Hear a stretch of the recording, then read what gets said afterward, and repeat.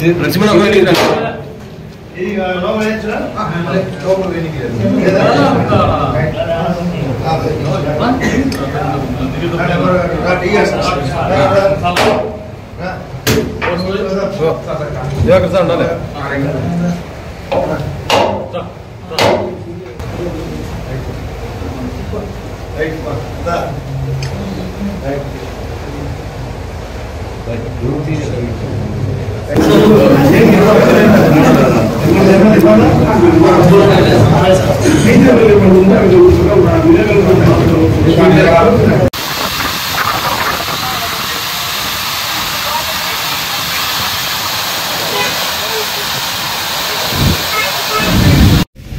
పోయే కాలువ north canal 40 క్యూసెక్కుల తరపున చొప్పున ఎంత వీలుంటే లాస్ట్ పోయేదానికోసం ఇంకా కాలువ సామర్థ్యం పెంచండి.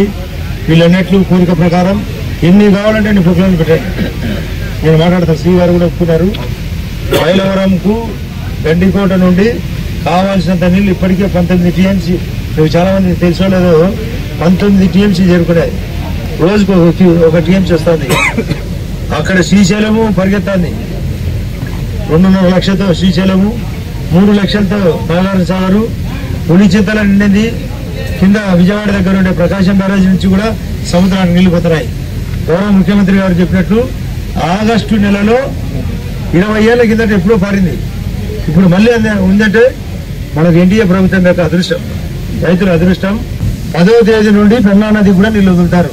ఇక్కడ 6 టీఎంసీ నీళ్లు నింపుతాం. ఆడ 27 ఉంటుంది.